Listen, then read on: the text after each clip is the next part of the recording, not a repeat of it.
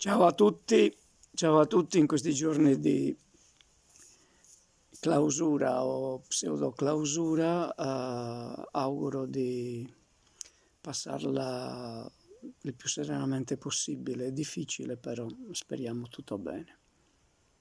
Ciao.